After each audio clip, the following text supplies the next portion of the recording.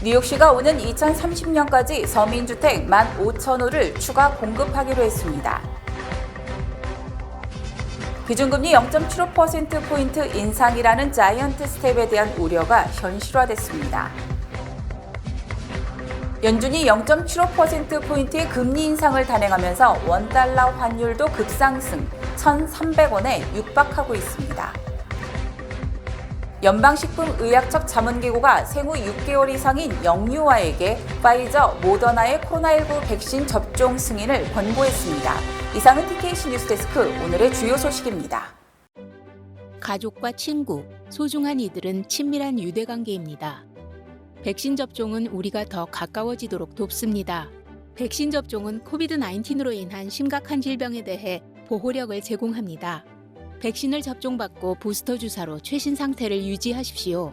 백신 접종소를 찾으시려면 nyc.gov/백신파인더를 방문하거나 877-829-4692로 전화하십시오. 시청자 여러분 안녕하십니까? 6월 16일 목요일 TKC 뉴스데스크 첫 소식입니다. 뉴욕시가 오는 2030년까지 서민주택 15,000호를 추가 공급하기로 했습니다. 에릭 아담스 뉴욕시장은 지난 14일 주택공급정책 청사진 발표를 통해 안전하고 편안한 주택은 특권이 아닌 뉴욕 시민의 기본권이라고 밝히고 저렴한 가격의 서민주택 보급을 대폭 늘릴 것이라고 밝혔습니다. 아담스 시장은 내년 예산에 50억 달러 등 2030년까지 220억 달러의 예산을 투입해 서민주택 신축과 기존 주택을 보수하기로 했으며 특히 신규 서민주택 15,000호를 공급할 것이라고 강조했습니다. 이는 당초 2032년까지 15,000호를 공급한다는 계획을 2년 정도 앞당긴 것이며 이 중에는 노인과 장애인을 위한 주택이 대거 포함됩니다. 뉴욕시는 또 서민주택은 이미 신분과 관계없이 뉴요커라면 누구나 입주할 수 있다며 소수민족과 이민자 커뮤니티의 신청을 환영한다고 밝혔습니다. 기준금리 0.75%포인트 인상이라는 자이언트 스텝에 대한 우려가 현실화됐습니다. 연준은 어제 이틀간의 공개시장위원회 회의를 마친 뒤 기준금리 0.75% 인상을 의결했으며 이에 따라 전 세계의 경기 침체 공포가 확산되고 있습니다. 연준이 한 번에 0.75%포인트의 금리를 올린 것은 지난 1994년 이후 28년 만에 처음으로 이는 그만큼 현재 경제 상태가 위험하다는 것을 의미합니다. 또 지난 5월의 소매 판매가 4월보다 0.3% 감소했으며 이는 지난해 12월 이후 5개월 만에 첫 감소로 인플레이션으로 소비가 둔화되기 시작한 것으로 풀이됩니다. 경제 전문가들은 연준이 인플레이션을 잡기 위해 강경한 행보에 나선 것으로 진단했으며 일주일 전만 해도 연착륙에 대한 기대도 있었지만 이제는 약한 수준의 경기 후퇴는 기정사실화됐다고 분석했습니다. 또 무디스 애널리스트는 연준이 인플레이션을 잡을 때까지 기준금리를 인상하려고 한다며 하지만 이는 연준이 경제를 망가뜨릴 위험도 있다고 지적했습니다. 블룸버그 통신도 미국 경제가 지난 3월에는 내년에 미국 경제가 후퇴할 확률이 9%였으나 최근에는 무려 72%로 급상승했다고 말했습니다. 이처럼 금리 인상은 물가 상승뿐만 아니라 경기도 침체시킬 수 있는 양날의 칼이라 과연 어느 방향으로 더 큰 영향이 미칠지 관심이 집중되고 있습니다. 연준이 0.75%포인트의 금리 인상을 단행하면서 원달러 환율도 급상승해 1,300원에 육박하고 있습니다.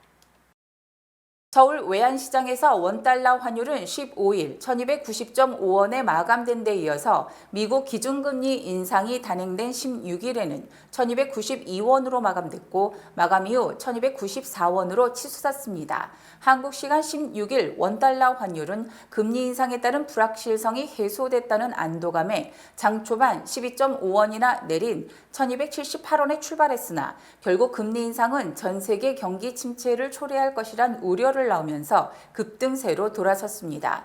원달러 환율이 1290원을 넘은 것은 글로벌 금융 위기 당시인 지난 2009년 7월 14일 이후 약 13년 만에 처음입니다. 특히 달러원은 안전자산으로 인식되면서 주요 6개국 통화와 대비한 달러 인덱스 지수가 전달보다 0.29% 상승했으며 이는 2002년 12월 이후 약 20년 만에 최고치입니다. 연방식품의약청 자문기구가 생후 6개월 이상인 영유아에게 파이자, 모더나의 코로나19 백신 접종 승인을 권고했습니다. FDA 자문기구인 백신생물의약품자문위원회는 15일 영유아에 대한 코로나19 백신 접종의 이익이 위험보다 더 크다는 데 일치된 의견을 보였습니다. 파이자는 생후 6개월에서 4세 미만, 모더나는 생후 6개월에서 5세 미만에 대한 접종 승인을 FDA에 신청한 상태입니다. 영유아에 대한 백신 용량은 파이자의 경우 성인 기준 용량의 10분의 1, 모더나의 경우 4분의 1입니다. FDA가 자문기구의 의견을 수용해 백신을 승인하고 이어서 연방질병통제예방센터가 접종을 정식 권고하면 미국에선 곧 5세 미만에 대한 코로나19 백신 접종이 시작됩니다. CDC는 오는 18일에 관련 논의를 하며 CDC 권고 결정이 나오면 이르면 20일이나 21일부터 병원과 약국에서 접종이 가능해질 수 있을 전망입니다. 오는 28일 실시되는 뉴욕 주지사 예비선거에 출마한 탐 수오지 민주당 후보를 위한 한인 지지자 선거 유세가 18일 열립니다.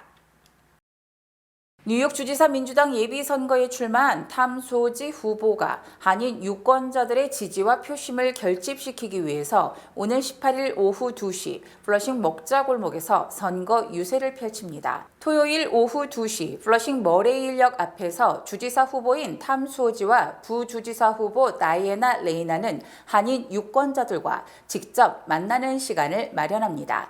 수오지 후보 한인 지지자들은 이날 행사에서 한국 전통 공연들과 경품을 준비했다며 많은 사람들의 참여를 당부했습니다. 기름값이 연일 사상 최고치를 경신하는 가운데 연방정부가 국방물자 조달법을 발동, 휘발유 공급을 늘리는 방안을 검토하고 있습니다.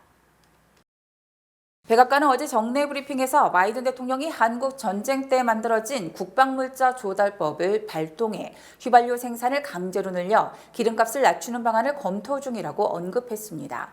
백악관은 바이든 대통령은 이미 각 가정의 지출을 줄이기 위해 긴급 권한을 기꺼이 사용할 수 있음을 보여줬다며 대통령은 이미 이 법이 이전에 사용됐고 다시 사용할 의향이 있다고 말했습니다.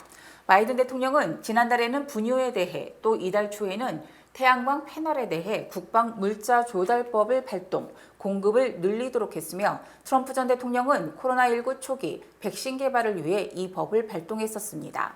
이 법은 미국 대통령이 비상 상황 때 특정 제품 생산과 공급에 대한 협조를 강제할 수 있는 법으로 한국 전쟁 때 군수물자 조달을 위해 만들어진 것입니다. 한편 연방의회는 정유 회사의 초과 이익에 고액의 세금을 부과하는 법안을 추진하는 등 정부와 의회가 서민 생활에 가장 민감한 기름값 잡기에 올인한 상황입니다. 푸드스탬프 등 이른바 사회보장 혜택을 누렸을 경우 영주권 취득에 제한을 두는 규정이 완전히 폐지됐습니다.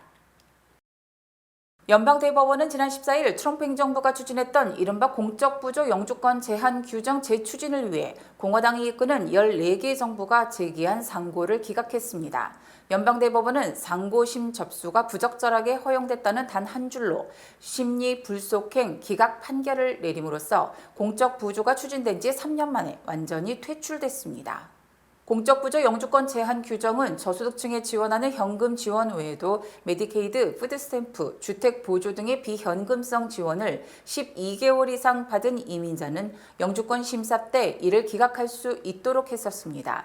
바이든 대통령은 취임 직후 즉각 이 규정을 폐지했으나 텍사스주 등 14개 주정부가 지난해 11월 이를 바이든 대통령의 폐지 명령이 불법이라며 연방법원에 소송을 제기했고 연방지방법원, 항소법원에서 패소하자 대법원에 상고했지만 기각된 것입니다. 최근 10개월간 미국에서 자율주행 차량 관련 교통사고가 약 400건 발생했으며 이 중 70%가 테슬라로 조사됐습니다. 연방도로교통안전청은 지난해 7월 1일부터 올해 5월 15일까지 자율주행 레벨 2로 불리는 첨단 운전자 보조 시스템 관련 교통사고가 392건 발생했다고 밝혔습니다. 또 이 중 70%에 달하는 273건은 테슬라가 관련된 사고이며 혼다가 90건, 스바루가 10건, 포드가 5건 등의 순이며 현대차는 1건이 보고됐습니다. 이번 조사는 연방정부가 지난해 6월 자동차 제조사를 상대로 레벨 2 교통사고 보고를 의무화한 뒤 처음으로 공개된 것이며 심각한 수준의 충돌사고 98건 중에 11건에서 6명이 숨지고 5명이 중상을 입었습니다. 한편 테슬라가 전체 사고의 70%를 차지할 정도로 많은 것은 자율주행 차량 중 가장 많이 팔린 차량이 테슬라이기 때문으로 풀이됩니다. 뉴욕 메트로폴리탄 지역 사무실 복귀율이 처음으로 40%를 넘어섰으며 미전역 10개 대도시 중 텍사스주 도시들이 사무실 복귀율이 가장 높았습니다. 사무실 안전복귀를 지원하는 기업인 캐슬 시스템은 어제 지난 8일 기준 뉴욕시 메트로폴리탄 지역 사무실 복귀율은 41.2%로 처음으로 40%를 넘어섰습니다. 또 이는 지난 6월 1일 36.6%에서 4.6%나 증가한 것입니다. 10대 대도시 중 사무실 복귀율이 가장 높은 도시는 텍사스주 오스틴 메트로폴리탄 지역으로 61.3%에 달했고 텍사스주 휴스턴 일대가 56.1%, 텍사스주 달라스 일대가 50.9%로 조사됐습니다. 10대 대도시 중 이들 3개 도시를 제외하고는 사무실 복귀율이 50%가 넘는 도시가 없었으며 뉴욕, 시카고, 워싱턴 DC, 로스앤젤레스 등이 41%대로 그 뒤를 이었습니다. 반면 샌프란시스코와 산호세는 34%대, 필라델피아는 38%대에 머물렀습니다. 또 10개 대도시 평균 사무실 복귀율은 44.0%이며 최근 일주일간 2.8% 상승했습니다. 뉴욕시 일대 직장인들의 재택근무가 일주일에 한 번으로 정례화되더라도 향후 10년간 교통 대란은 더욱 심화될 것으로 전망됩니다.